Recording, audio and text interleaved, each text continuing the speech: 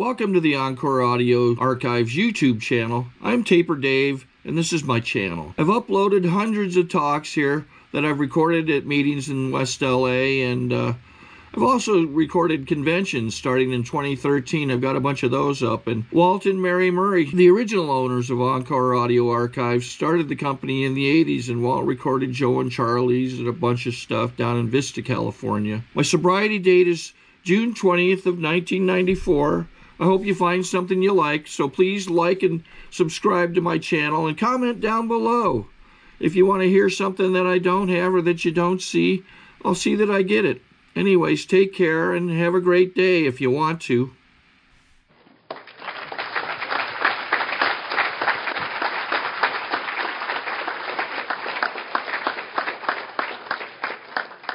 I'm Sir Watts. I'm a happy alcoholic. Hi, everybody.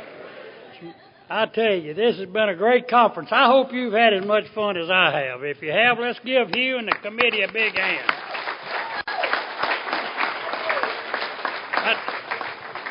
I want to thank the committee for thinking about me and inviting me to come over and share. I've had a great weekend. A couple of things happened. There we go. A couple of things have happened, and that's what I think are supposed to happen. I got to meet some new friends, and I got to see some old friends that I hadn't seen for a while. And I'm going to leave here, and my sobriety is going to be much enhanced due to this conference. And I don't know seriously if I've ever seen as many volunteers hop to and do a good job and look like they enjoyed it as any conference I've ever been to. So it's been a great conference. I want to thank Bub for letting me borrow his seersucker suit for tonight. You know, it's pretty easy when you have speakers like Bub and Tina and Pat, and they go on in front of you and do such a good job, then you're comforted knowing there's no way. See, I know there's no way I can louse this thing up now, I can tell you. I wish Tina hadn't have just really fussed about the old farts too much. But it's been a great conference, a lot of good speakers, and you know, I feel like I'm here tonight because I'm a real alcoholic that's found a substitute for alcohol. And that's what I want to talk about tonight. You know, I tried a lot of things before I found a substitute for alcohol. And when I really found out that the substitute for alcohol was the Fellowship of Alcoholics Anonymous, the old-timers told me I had to do some things if that was going to work for me. They said I had to get a home group, I had to attend meetings, I had to get a sponsor, I had to get into the first 164 pages of our textbook, the Big Book of Alcoholics Anonymous, and take the principles out of the 12 steps and put them to work in my life. And if I did that, I'd be able to stay sober. And because I did those things, I haven't found it necessary to take a drink since September the 25th, 1973. Now,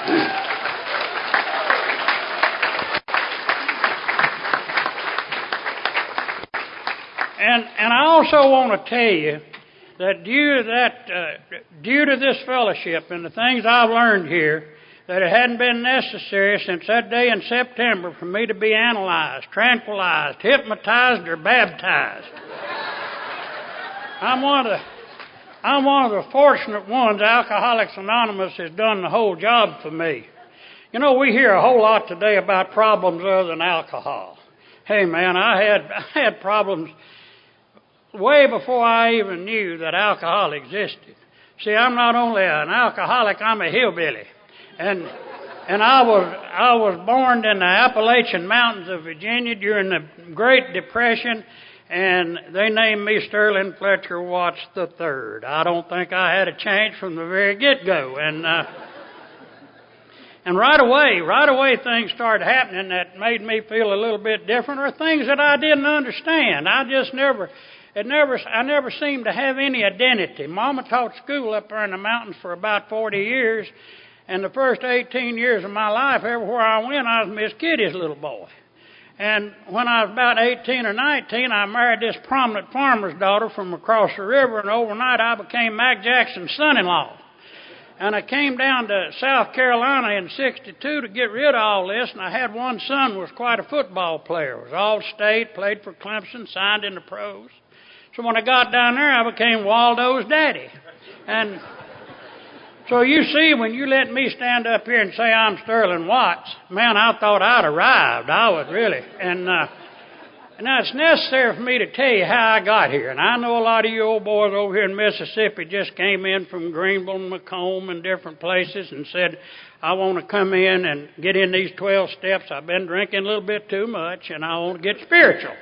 I didn't get here that way. I had a lot of help getting here. I had help from judges and state troopers and preachers, but I had the most help from Al-Anon. In fact, I say I became into the Fellowship of Alcoholics Anonymous when I became powerless over Al-Anon.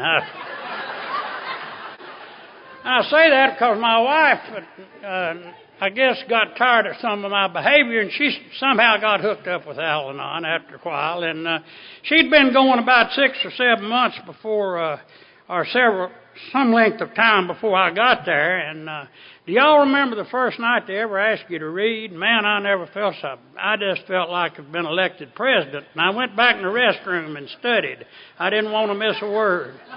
And I came back and I'm sitting there and the guy said, and to read how it works, and he forgot my name and he said Nancy's husband. And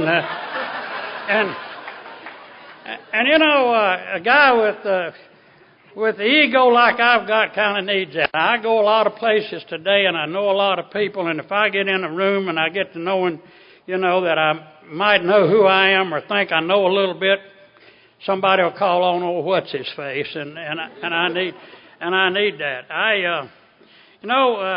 My sponsor and I, when I did my 4th and 5th step, we came to the conclusions that I was a normal child that was raised up. I was a weird child raised up in a normal home, and I accepted that. It was obvious, really, but you know, they study. They've been studying us alcoholics for years, and we were the most studied species, other than white rats, I believe that there is, and they come out with these real catchy things. And hey, I heard they came up with this thing about a dysfunctional family. Well, I went to Jim. I said, hey, Jim, you reckon that we made a mistake? You reckon instead of me being a weird kid that I was raised up in a dysfunctional home? He said, I'm absolutely sure you were there, weren't you? So, you know, and I'll take a look at that, and about every place I went till I got to Alcoholics Anonymous was kind of dysfunctional if I stayed there very long. That's for sure. I was a liar, and a good liar, and I don't know where it came from. I was a born liar. I've been lying ever since I could remember, and you know, I lie to you about anything, and I was a little bit different kind of a liar. I just didn't lie and leave. I hung around and kept lying till I made you believe the lie. That's what made me feel good, see. And to show you to the extent I'd go for lying when I was about so high, we had to memorize Bible verses and recite them before we ate any meal on Sunday. And I was capable of memorizing Bible verses, and I remember some of them that I memorized then. I remember them now. But I took a great pleasure in making them up. And one of the verses I remember making up was, if a man goeth on a long journey and returneth not, he stayeth a long while. Now,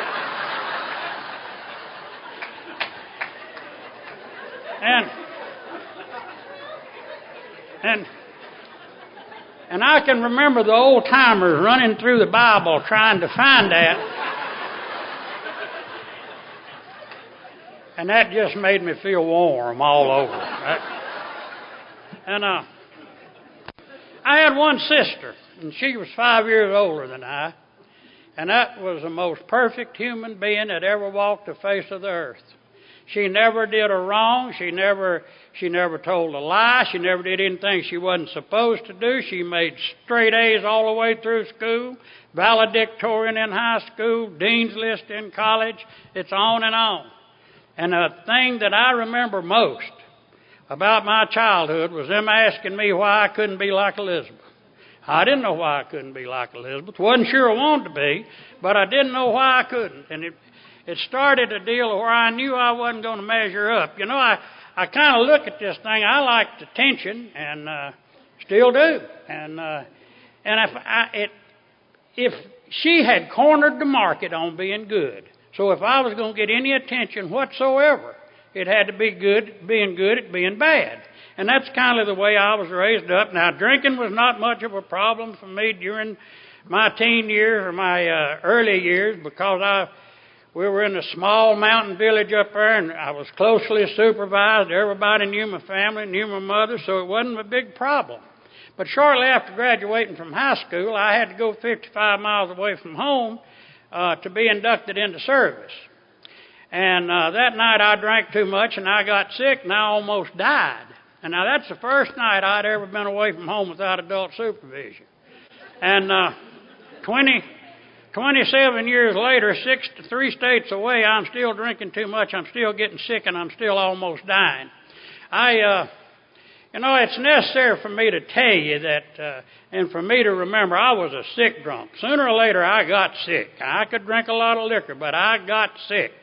And sick drunks aren't very popular, I can tell you that. And, when I first started telling my story, my Al-Anon said, "Do you have to tell all those old sick stories?" She said, "I cleaned enough of that stuff up, and I'm tired of hearing about it." She said, "Could you please do something else?" And so I adopted a word that she accepted. I say I unswallowed a lot. So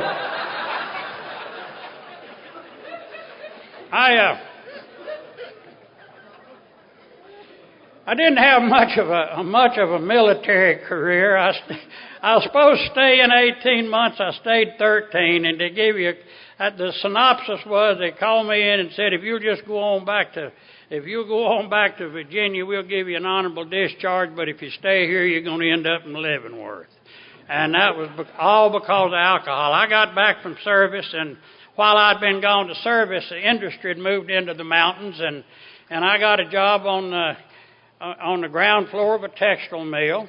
I married my childhood sweetheart. A year later, my son came along, and I began to work real hard.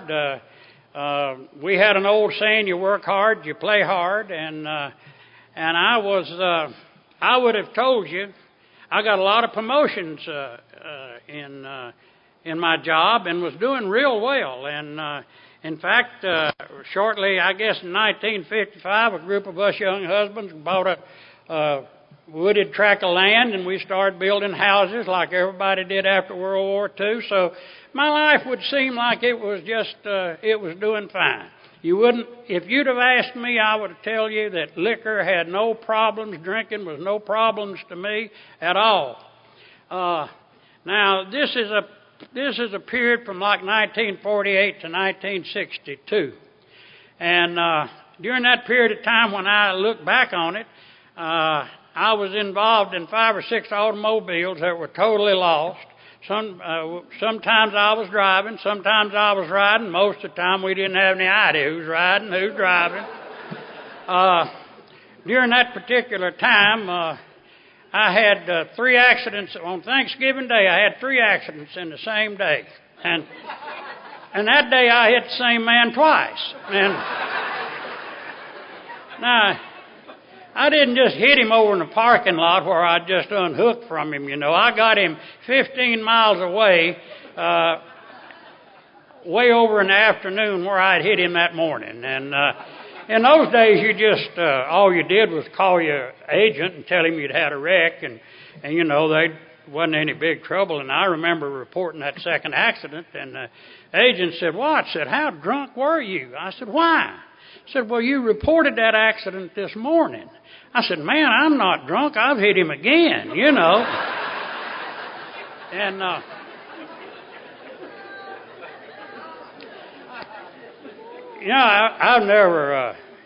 I've never been handy with tools, or I don't know a pair of pliers from a screwdriver, and I love a pretty yard, but I don't particularly care about getting out there and doing anything about it. I don't have a green thumb.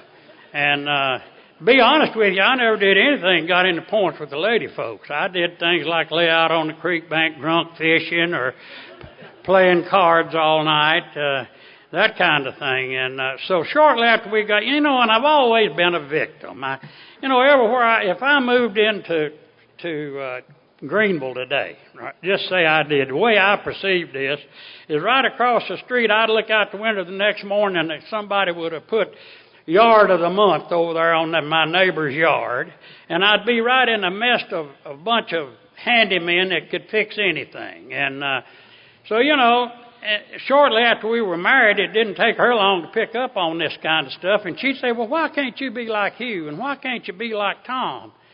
And see, that didn't bother me at all, because I'd been to boot camp on why you couldn't be like Elizabeth, so I was ready for all this. Now, I told you we bought that tract of land, and we were going to build these houses, and they were all going to be turnkey houses. But I can tell you, the handymen not going to let this happen. They going to do something. Some of them put the roof on. Some of them did the brickwork. Some of them did, they're doing something all the time. And I think that's the first time I ever felt what really can remember feeling impending doom. She's looking at me and saying, big boy, when are you going to do something, And so one day she was gone up to her dad's. And now let me stop right here and see if any of y'all, by this time in my life, I had gotten to the point where mentally I had assigned a certain amount of drinking to any job I didn't want to do. And, I'm a kind of painter that I'd go get the liquor 3 or 4 times before I ever got the drop cloth in the paint. I didn't like to borrow money. If I was going to go to the bank, I had to have a quart. I had that 2-pint sister. I called her because we didn't get along. She was coming. She was my 2-pint sister. Now, I'm sitting there, and I noticed I used to drink some, real intelligent liquor. I could have some just great ideas. And I looked up and down that street, and nobody put their mailbox in. And I never had put a mailbox in, so I couldn't know how much liquor to assign to it. But it sounded like I did a pretty good job. I went down to, it's an alcoholic deal, I think, if you really look back on it. I went down to the plant, and I didn't get a welder. I got the head engineer and had him. We took 8-inch pipe and spot welded a 1.5 inch pipe down in it and brought that thing home, and I sunk it down in 4 feet of steel reinforced concrete. Went down to Sears, got the biggest mailbox they had down there, and put Sterling Fletcher Watts III across it. I just let it flow. It might have been old English letters. I don't know. And I brought that thing back, and I tamped it down in the ground, and it was in there to stay. And I remember going to bed that night, and I'm thinking, she's going to be proud of you. I was just ready to slide off into that slumber that we drunks know, and I thought when she gets back tomorrow, she's really going to be proud of you. And the next morning, my phone rang about 6 o'clock, and as my neighbor, he said, Watts, what in the world is wrong with you? I said, why? He said, you got that mailbox in face in your house. Now,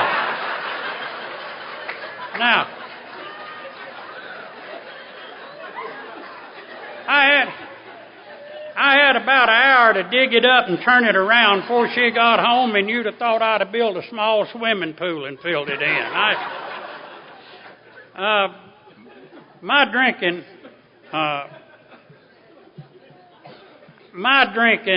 was tavern drinking. I don't know whether you had any taverns in Mississippi or not, but I was a tavern drinker, and I loved the taverns. I loved the country music, the beautiful ladies in there that would listen to your problems, that understood you and help you with your shuffleboard game. I just loved the taverns, and my wife hated the whole drinking scene. She just hated it. She'd said things like, well, you almost stopped and got a beer. And, she knew when I was thinking about it. So it didn't take long to see that this marriage is not going too good. Everything I like, she hates. And we had developed a thing that I called kind of a muscular chemical reaction. When I bent a muscle to take a chemical, her mouth flew open. And I call that chin music. And that was the chinniest woman you ever saw in your life. And I never got to drink in peace. Just chin, chin, chin. And by this time I'd had several promotions in the plant, and I was buying a lot of chemicals and a lot of machinery, and the salesmen are calling on me, and they drank just like I did. They drank just like I did.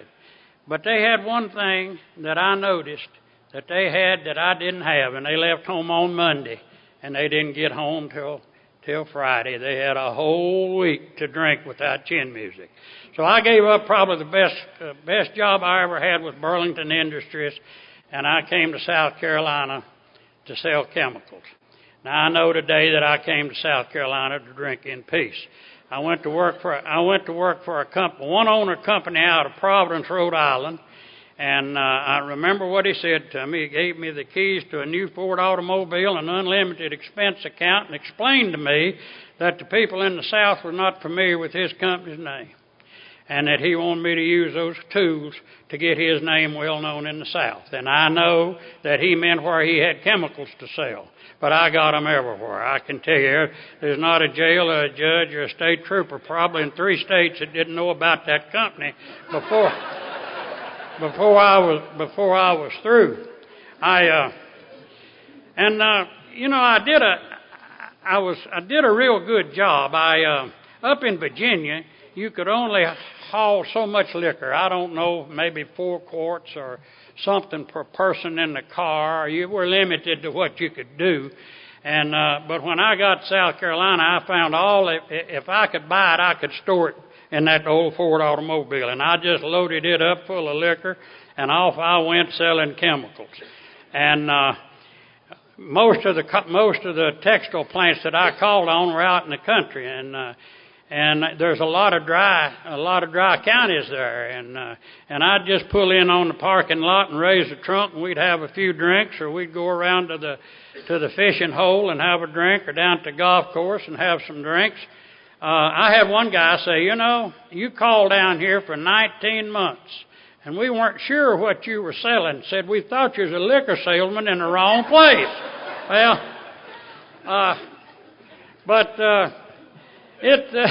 It begins to catch up with you, and I begin to, I'm just trying to make a living, do the very best I can with what I've got to do with, what they gave me, and the state troopers begin to get involved. And I had 5, just to show you what a con man I was, I had 5 or 6 DUIs and never lost my driver's license. You couldn't do that today, and I'm very thankful you couldn't. I had to buy out of them. I found out who you could go to and who you could buy out of. One time I bought my whole folder, just bought my whole driver's folder that they had. And, I know today that had I been held responsible the very first time I got caught for driving drunk, you'd have a different speaker, or I'd have a different story. But any time that I could beat the rap, I just felt like God. I felt like they can't stop me. I'd get out of jail, go by the bootleggers or the Elks Club and get a half a pint and drink it and throw it out on the courthouse steps and speed out of town. And but eventually things began to happen. My wife began to notice some of these peculiar habits, and she got to looking for help for me, whether I needed it or not. And we went to some AA meetings. Now, I'm not sure exactly where we went. We might have gone to a lot of Automobile Association meetings, because she's a lot sicker than I was. But anyway, one of the meetings I went to, you can just, we have a keen sense, the alcoholic does, I think. And I noticed they had this old guy there named Squire Jones, and he'd been sober, I don't know at that time, 29 or 30 years, and he was she said it looked like a little angel, you know. And but anyway, I could see that it really, her eyes, he got her attention. And so I put that in the back of my head. And first time the chin music got so bad, I said, well, I'll just call Squire and I'll talk to him about AA. She said, here's his number. She had it there all along. And I called Squire and I told him I was ready to talk. And he got in his car and started to cross town. I got in my car and left town. And he got over there and he kindly 12-stepped my wife. And, he'd spent his good gas coming over there, and he told her a lot about Alcoholics Anonymous, and she told him a lot more about me than I wanted her to. But anyway, she must, somewhere along the line, she got across to him how bad I was shaking in the morning. And I was shaking bad. Man, I could thread a sewing machine, it running wide open, And so what came out of this 12-step call that he made on her, that if I would drink some K-Rose syrup and orange juice, that I'd be, or honey and orange juice, that it would help my shakes and maybe sober me up. Well, a ritual was I'd come in and I'd be about half drunk, and she'd be standing there and she'd shove 3 tablespoons full of that honey down my throat and give me this concoction to drink. And I'd drink it down, and I'd head back to my clothes hamper where I had my vodka hid, and I'd be all stuck together. I couldn't even get a drink in my mouth. We know that if you're out there drinking and you got a head full of AA and a belly full of booze, it messes up your drinking. Well, I can tell you that honey and orange juice don't do much for your drinking either. So it didn't take us long to see that probably AA may not work for me. It made me the sweetest drunk east of the Mississippi, I guess. I think maybe the fruit flies followed me around. I don't know, but this didn't slow her down. She looked around and she found some cat that had a job just like I had, and he'd tried AA and it didn't work for him, and he'd gone and he'd gotten rehabilitated, and so he came over and talked to me, and this started a deal of me going to. He'd gotten sober he'd gotten rehabilitated through the psychiatric treatment, and this started me on a long series of going to the psychiatrist, and this is very interesting. I got a couple hour story on that if you're there, but anyway, and this is my take on the thing, and I value the profession of psychiatry if you need them and if you want them. But and since that time I have sponsored 2 psychiatrists, and but I'll tell you, I have never seen any type of psychologist or psychiatrist that's any match for an alcoholic that don't want to be there. Now I'm telling you, we're good enough that we will absolutely drive them insane. If I'd have stayed there, this guy, they'd have had to institutionalize him. I was driving him crazy. He didn't know which way to go, and finally he just threw up his hands and he said, well, I'm going to put him where I can observe him more closely the next time he acts up. Now, that's interesting. That word act up. They didn't have anywhere to put a drunk back in the late 60s and early 70s. We didn't have detox. We didn't have any treatment centers. You either went to they had a hospital for the emotionally disturbed. And they'd take you to jail, but the jail, they didn't want you in jail because you just go in there dry. I weighed almost 300 pounds, and most of them had to go to work the next morning on chain gang. And I'm hooping and hollering. They just didn't want you in jail. So I ended up, he would put me in this emotionally, in a hospital for the emotionally disturbed. Now, talking about that acting up, I've been over to that hospital 5 or 6 times. I've been over there in the trunk of a car. I've been over there in the back of a pickup truck. I've been over there in an ambulance. I've been over there any way you can go, and I'd be dog drunk every time I got there. And if you look at my record, my medical record, it says things like hypertension, paranoia. They just wouldn't, I guess at the prices, they felt embarrassed to put drunk down there, the prices they were charging you. But and I can tell you this is my perception on the type of treatment they were giving me and how they were handling me. I'm the kind of drunk that you give me three or four injections of liquid Valium, and I'll just go to sleep and sleep about 5 days and wake up, and I'm ready to go. And I woke up, and this is my perception. The first time over there, I woke up and I was in occupational therapy, and man, you know, I'm making leather watch bands and ceramic ashtrays. And I've never been as proud in my life. I'm talking about quality stuff here now.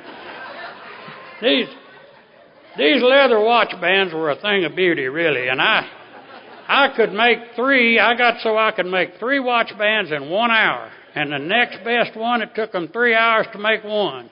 And I was popping those watch bands out. If they hadn't run out of leather, I'd still be over there. I can tell you that right now. And my wife came to see me, and she said, you know, the company's calling, and they won't know where you are, and I'm afraid you're going to get fired. I said, don't worry about it. I can stay on down there as a head therapist because I'm the best one in that class. I can tell you that. And also in this place, they had a deal in there. They called us clients, and they had about 20 of us to a group. And if you'd been good all week, you got special privileges. You got some kind of a reward on Saturday.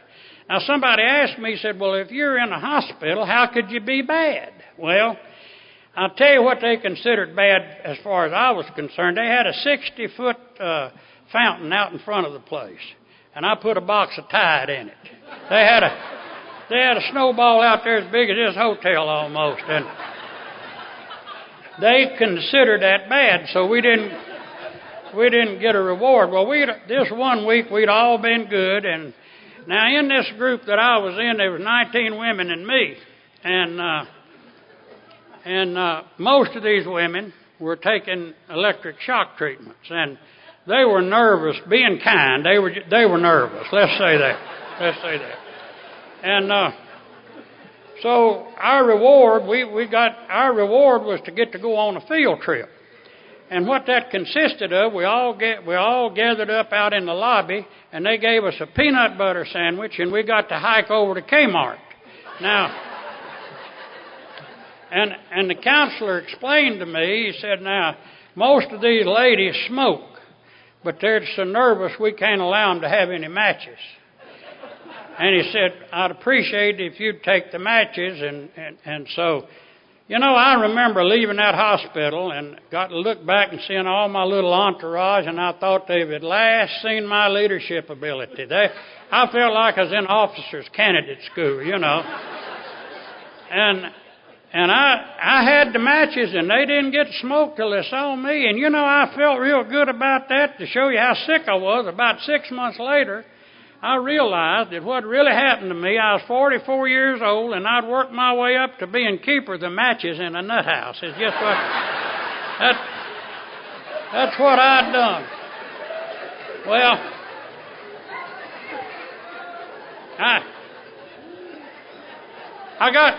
I got home from that stench, you know, and I'd always drink a half a pint of vodka on the way home so I could explain what all I'd learned. I always could talk a little bit better if I had just a few little shots. But she said, well, you never have tried to be rehabilitated. You've never been to a proper place, have you? And I didn't know there was, but I said, no. Well, we didn't want to miss anything. And she found one down in the lower part of South Carolina, and off I went down to this place to be rehabilitated. And when I got there, I got the biggest resentment I ever had in my life. Now, I didn't know what a resentment was at that time, but I got madder than the devil. And when I got there, I still had a job, but I didn't have any insurance, and it was going to cost me $600 for this treatment. The rest of them they were wards of the state. We had a doctor. He just locked up his practice, and he's down there, and he's getting for free, and it's costing me $600, and I was hot, I can tell you.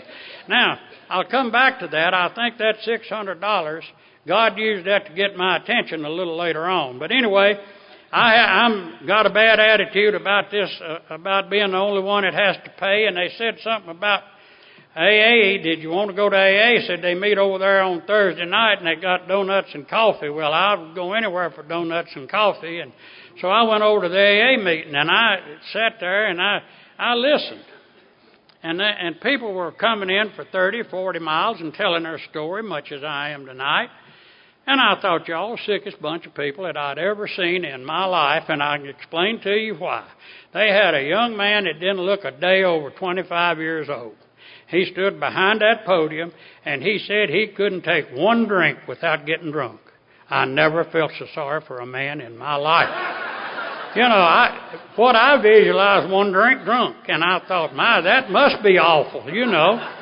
And so I wrote his name down. I knew that when I got out of there, if I'd looked him up, if I could keep him buying, I could keep him going for 3 or 4 weeks anyway. I knew that. And that just shows you where my mind was at. My mind never was right. I never heard anything that was said. I heard something different all the time. Now, when I got ready to leave, they said, go back to Greenville, and if you don't drink, we think you'll be all right. Well, I was beginning to suspect alcohol by this time. And on the way home, I remember saying, you know, I'm going to go and I'm going to do exactly what they say, just quit drinking. And I'm going to prove to them it don't work for me, and I'm going to sue them and get my $600 back. That's what I'm going to do. Well, I did that. I went back to Greenville, and I just quit drinking. I just took booze out, and I put nothing else in. I put no God, no program, no nothing. I just took booze out. Now, if you're here and you're new and you're even ever thinking about that, whether you're new or not, don't even try it. I can tell you what happens to a real alcoholic of my type when that happens, what happened to me. I hated everybody and everything. I was so full of hate. I hated you. If you could drink and not get in trouble, or if you could not drink and have fun, I hated you. And I was just full of hate. And had I not gotten drunk, I'd have committed suicide. And I did get drunk, and that started a spell of what I call my zombolic drinking. I was nothing but a zombie. I didn't have any idea what was going on. I'd get up in the morning and I'd go out and get in the car, or I'd be in the car. Usually the steering wheel brought me to, and I'd look down. If I was clean like I am now, I knew I was going out. Didn't know where I was going, but going out. It was coming in, and I had unswallowed all over myself. I knew I was coming in. So and on the mornings that I look good, I'd drive around the block and check in the motel, and just to have a couple of drinks, to let my nerves settle so I could make some phone calls, make some appointments, and off I'd go. And the whole thing would go. I'd get drunk, and so I was just a zombie. I didn't know whether I was coming or going. I did get drunk, and I stayed drunk. I guess I stayed drunk maybe 5 or 6 months. We're not really sure because it was just hard for timing. But I came back from Augusta, Georgia sometime in September, and I came back, I think, to die. I went back into what Nancy used to refer as my rat hole. And I stayed back there in the rat hole several days, and I never want to forget the type of shape I was in when I came to or woke up or whatever happened to me. I'd been back there several days, and it was that old drunken liar. It stunk. You drunks know how the stench of that is. And I couldn't walk and I couldn't crawl. I barely got to crawl to the bathroom, and I'm just dying. And I just, I tried to get booze down, and I couldn't get booze down. And when I did get booze down, strange thing, nothing happened. Nothing happened. I got 2 or 3, and I didn't know what to do. An alcoholic of my type, when booze quits working, I didn't know what to do, and I just dropped my head over my hands, and I said something like, my God, nobody knows. She happened to be standing there, and she got me dressed and got me to an AA meeting that night, said they may know. And back home we have a chip system. We give out chips, and one of the chips you get a desire chip, and that night on the way home, I guess she noticed, she said, you didn't take a desire chip. I guess she was afraid that I wasn't going to give it a try. And I think that's the first time that I was ever honest about my drinking and about me needing help. I said, I didn't take a desire chip tonight because I know that if I don't get a drink down tonight, I'll die. I can't. I got to have a drink tonight. And you see, prior to that, I told you we went to some AA meetings back there when we met Squire. And anybody that took me to a meeting, I'd sit there and they'd hit me and I'd jump up and get a chip. If they'd have hit 6 times, I'd have gone through the birthday medallion. I didn't care. But this night, I think it was the first time I got honest. I got home that night and I did get sometime early in the morning, I got a drink down. And to my knowledge, that's the last drink I've had. Now, that last drink, more than likely, my last drink was on the 23rd of September, but I'll wait 2 days to celebrate my dry date. And I don't know why I do that. It's kind of spiritual to me because I think God knew me well enough to think that if I just maybe used 23rd as a dry date, and I wasn't sure about it, that I'd be sitting in a meeting and it would dawn on me that maybe I had a dishonest dry date and you all hadn't picked up on it, and I'd lose respect for you and drink again. For whatever reason, I really respect the fact that I waited 2 days. Now that my friends, that day in September, you could never have told me that I'd be standing in Jackson, Mississippi, talking to a group of alcoholics. I never knew that a man could live as well as I live today. I never knew that you could be this happy, joyous, and free. The reason I believe I'm happy, joyous, and free today is as I stand here behind this podium, there's absolutely nothing in my life has happened that I have not discussed with another alcoholic or God that I understand Him. So there's nothing hidden, there's nothing anywhere. And my life's an open book, and that gives me an awful lot of freedom. I'm a very fortunate man. I've had good health, and I contribute a lot of my good health to what I found here in Alcoholics Anonymous, because by taking those spiritual principles and putting them to work in my life, I have had for quite a few years a stress-free life. And I think doctors are finding out more and more that stress has a lot to do with illnesses. And so, but for whatever reason, I am just absolutely amazed at what's God and I have been able to accomplish in my life. Now, I don't know why I've got this gift of sobriety. I do know that it's a gift. And, you know, drunks are going to die all over the world. Drunks are going to die here in Mississippi tonight. I know drunks that have started getting this message before I did. They were exposed to everything that I did, and they died drunk. So I have no idea why God has been so good to me with this precious gift. But I do believe this. I do believe because I've got this gift, it's like most other gifts. There's a lot of responsibility comes along with it, and I take that responsibility very, very seriously. I believe that I'm responsible to be sitting in the AA meeting when a newcomer comes in and drunk and sick as I was. It's my responsibility to get him by the hand and take him through these 164 pages just like they did me. I think it's my responsibility to continue to see that the little things that need to be done around Alcoholics Anonymous get done. They're just little things that I can help out and do, like being on the answering machine and working at intergroup and little things like that. And so I do somehow hope that I can be responsible for the rest of my life in Alcoholics Anonymous because it's meant so much to me. Now, I'm living proof that you don't have to do everything right to get this program. I made a lot of mistakes.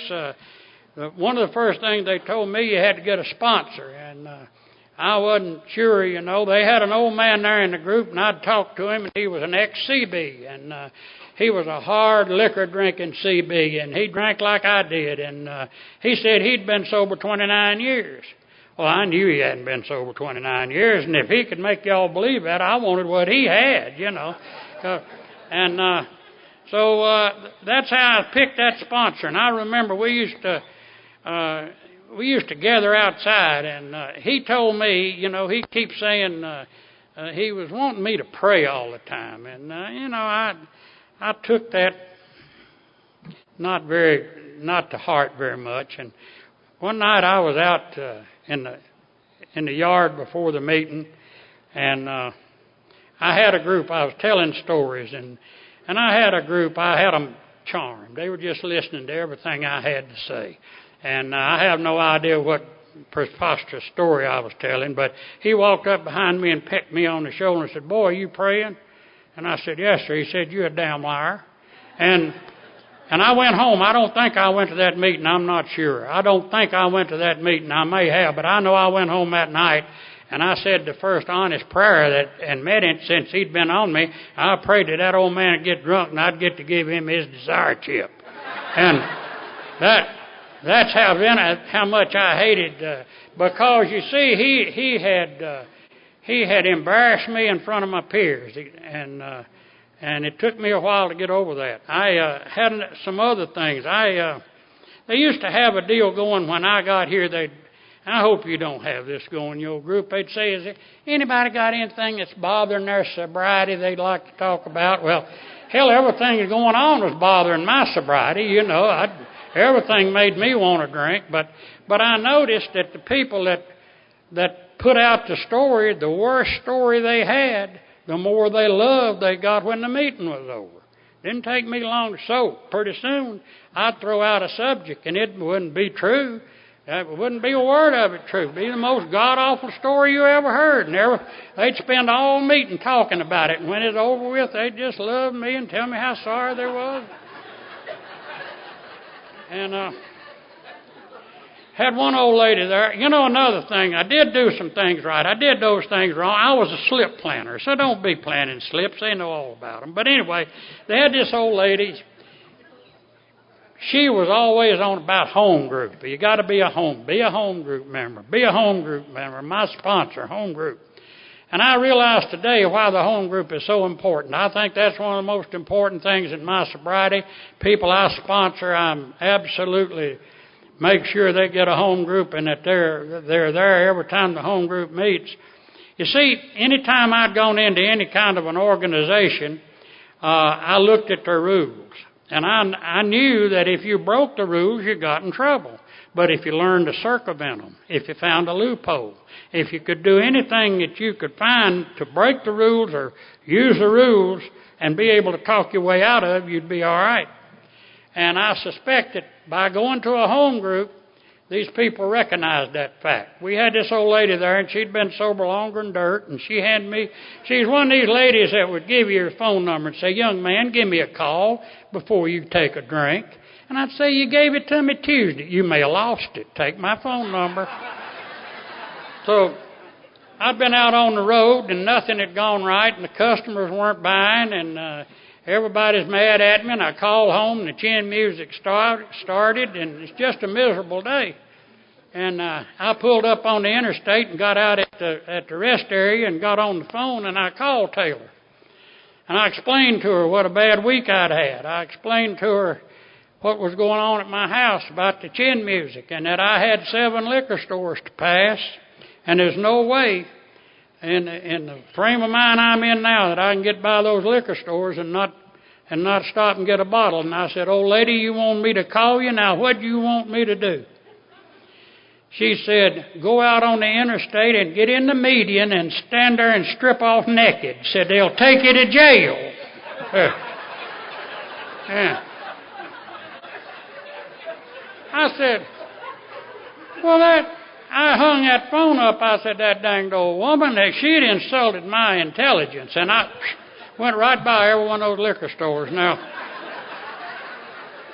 of course, we know what Taylor did, and she broke up my slip. I had a lot of other slips that got broken up. I used to sit on the front row like this, and I'd have a mug of beer up on top and the frost running down it, and I wouldn't be hearing what the speaker said. I'd be planning what I was going to do on Saturday or the next day or whatever. And I'm sitting there this one night, and I got this mug of beer sitting up on my head, and I'm planning on going and getting.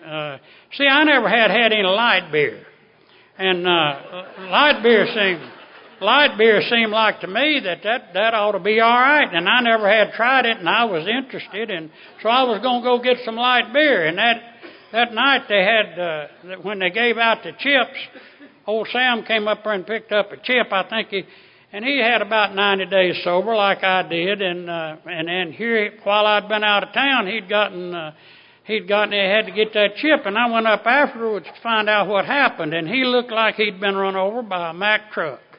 And I said, Sam, what in the world happened? He said, Wednesday a week ago I started drinking light beer. Well, I said, scratch plan A, you know. Well, my sponsor got me by the hand. I had good sponsorship, and he got me by the hand, and he did a thorough job of teaching me the book of Alcoholics Anonymous, the 164 pages. He took me through the steps. He stayed with me all the way. I learned a lot in the steps about love and trust, but mainly I learned about me, and I didn't know that's what I didn't know. That surprised me. I learned what my capabilities are, or what my limitations are. I missed out on a half of my life because I didn't want to try something because I couldn't do it, I thought, as well as other people. And I learned that all I have to do, I have one obligation. All I have to do is do the very best today that I can do with what God gave me to work with. I'm not very talented, doesn't make any difference. As long as I use the talents He got me, that He gave me to the best of my ability that day, that's all I have to do. And that was very encouraging to me. I understand sponsorship. I had great sponsorship, and in making amends, that's where I needed my sponsors to tell me when I was ready to make them and how to make them and walk with me. And I had an old fellow up in Virginia, and we lived on his farm at one time, and I had done about everything you could do to a man. He just hated me. And it was time for me to go back, and I didn't want to go back. And Jim listened to the type of amend I had to make, and he knew how bad it was going to be, and he drove with me 270 miles. And we went up. I called ahead of time, and I asked this guy, I said, he told me what to say. I said, I'm trying to make some changes in my life. Could I come by and talk to you about them?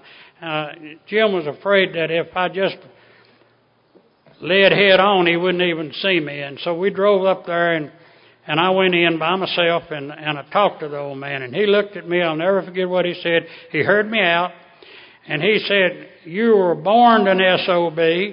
You'll die an SOB. And the only reason I gave you the time of day is because you had a good mother. And I left. And now, I was devastated. And had I not had my sponsor sitting out in the car with me at that time, and I don't know what I would have done. Now let's fast forward about 5 or 6 years. I'm 300 miles away all the time, and I hadn't been back to the mountains very much. I don't know what this old man heard or why he heard it, but I'm back up there at a funeral, and after I'm just standing around like right at the closing of the funeral, and he walked by behind me, and he hit me on the back, and he said, boy, I'm proud of you. I'm proud of everything I hear. And that was because of Alcoholics Anonymous. Now, he never said any more to me than that, and I've not talked to the old man since then. But that shows you just, had I not had my sponsor with me to make that amends, I don't think I'd have ever gotten out of it. I had a problem with death. If anybody died in my family, the only thing I knew to do was just get drunk, make an ass out of myself. My mother died, I got drunk, made an ass out of myself. Daddy died, got drunk, made an ass out of myself. I'd been sober, I don't know, almost 10 years, and my wife of 35 years, Al-Anon of 10, dropped dead very suddenly. And 3 months later, my sponsor died, and 6 months from then, my sister died. I'd have never been able to get through any of that if it had not been for what I'd seen the old-timers do. They never told me, they never said anything, but I'd all of a sudden see some of the older old timers, and they'd be tripling up on their AA involvement, whatever it might be, more meetings, this, that, and the other, and I asked one of them, and it's when they had trauma in their life. I'd say, well, what's happened, and my son died, or this happened, or somebody was hurt in a car wreck. So they had showed me what to do, and that's what I did. I tripled up my actions in AA, and I'd have never gotten through that bad patch if it hadn't have been for Alcoholics Anonymous, your support, and what I'd learned here. And I contend that you can get from here to here with what we find here in Alcoholics Anonymous, the power that we find here in Alcoholics Anonymous. All we have to do is come in here and ask for it. And it's always worked for me. Now, I got through that period, and I, after about a year, I got very lonely. And because I'm in AA, I met a lovely AA lady, and we were married, and we got married. We were married and stayed married for 20 years. Had a tremendous AA marriage. We had, she spoke a lot. She sponsored people. I sponsored people. I had about 10 more years of sobriety than she did. So she needed her program, and I had to have a program, and we developed a program together.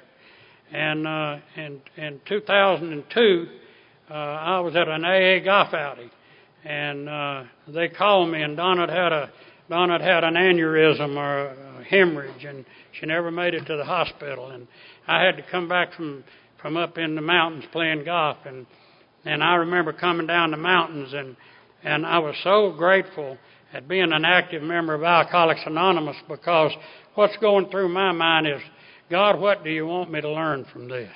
What are you trying to teach me?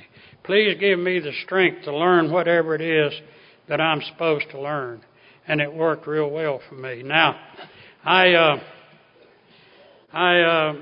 in between these things, I have become 11th step person. I love that 11th step. I try to live my life by that 11th step. I call the 11th step my walking around step. And, I ask God every day, and I have for many years, every day, just to guide and direct my thinking for that day. And, of course, I thank Him at night. And but during the day, when I had an awful temper, and I've learned to control that temper, and the way that when it starts to flare up now, I'm able to use the 11th, 10th, and 11th step to get through it. But that 11th step, I know what God's will is for me most all the time. Is I just don't want to do it. And when I don't want to do something bad enough, I pretty well know that it's God's will. And it tells me what to do. It tells me what to do. When I don't want to do something and I figure it's God's will, I pray. I pray for the power to do God's will. And it's kind of worked for me. Now, after Donna died, I got lonesome. And I met a lady and tripled up my meetings in my involvement in AA, and I met a lady named Judy. And Judy and I have been married now about 5 years. Judy's 10 years sober, and I'm 36 years sober. I got a program. She's got a program. We're developing a program together. It's a great way to live. And see, God's been good to this old drunk. I had an Al-Anon for 10 years. Sorry to interrupt your viewing. Taper Dave here. Just wanted to take a second to ask you to like and subscribe to my channel. And let me know if you like what you're listening. I've got some very good talks here, and this one's a great one. Just curious, do you think this is better than Zoom? Tell me what you think. I had an AA for 20. I've got another AA for 10. And these relationships have always worked and worked well. And I contend that it's because we put God and AA before anything else. And every morning, for many years now, with these three ladies, we've had a quiet time, and we've taken the time to pray together early in the morning and ask God to come into the marriage and help us do the right thing. I told you about my son. He's got two children. My grandchildren are grown now. One's 31, one's 30, 29, and they've never seen me take a drink. And you know, if I never get another reward out of Alcoholics Anonymous, that's a reward enough right there. It's just great. And I remember that little girl.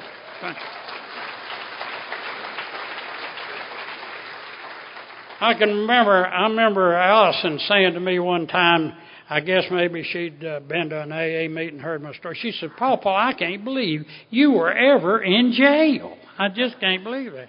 And she asked me to come over to her school and talk to her class on alcoholism. And it really meant a lot to me. And I went over and you know, I remember I'm standing out there in the lobby of that school, and this little gray-headed principal came up to me, and she looked me in the eye, and she said, "Are you Allison's granddaddy?" Now, I don't think I'm ever going to find out who I am, but I thank God tonight I know what I am. I'm an alcoholic that's found a substitute for alcohol and Alcoholics Anonymous. Thank you for letting me tell you about it.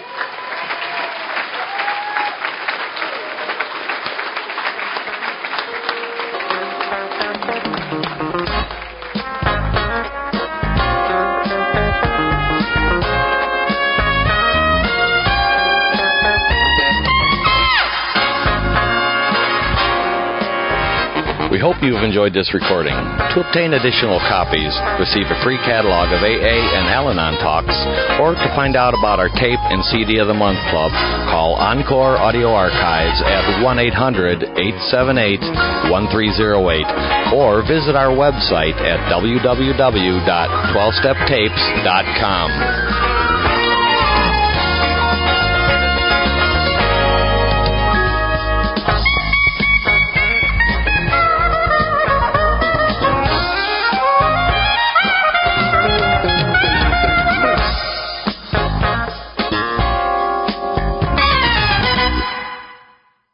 I think we got a great talk going on here. Thanks for watching the channel. Taper Dave here. Just curious, do you think this is better than Zoom? Okay, this is how I prepare my drone for launching.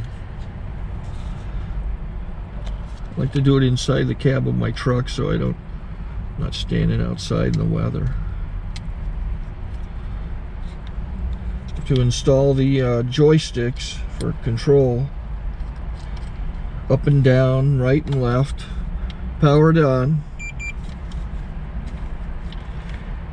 I have an Android phone that I use to connect it to the drone with.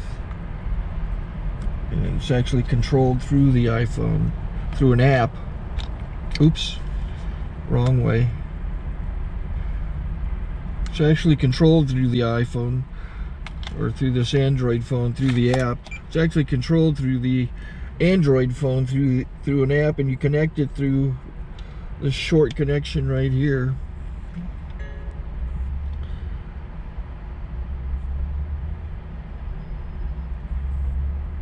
Remote control connected. Remote control's connected. So I pull out the drone. I have to extend the legs, long legs extended first, then the short legs. Remove the gimbal protector. Set that aside, then power it on one short burst, then one long burst. I lay it down. So I have to go to calibrate. So the drone's not connected yet. It shows you here as this drone gets disconnected, even though the remote's powered on. So the drone has to establish it's connected. So I go into the app to calibration mode. First I'll calibrate the remote controller. Start calibration. Out, in, out, in, up, down. And then this little wheel is to control the gimbal. So it's calibrated. Go to gimbal calibration, start calibration, and then it calibrates the gimbal. I don't know if that shows up. The gimbal's moving all over the place. Changes, you can see it on the video. And I'm calibrated to take off. It's acquired 7 satellites at the moment. There are 26 satellites up in the sky, which it has to acquire before you can take off. So it's connected. It's got enough satellites. This is white. I can go to press this little arrow button, swipe right to take off, and it would start the motors if I slid this to the right. But I'll wait till I get outside. Don't want to do it inside.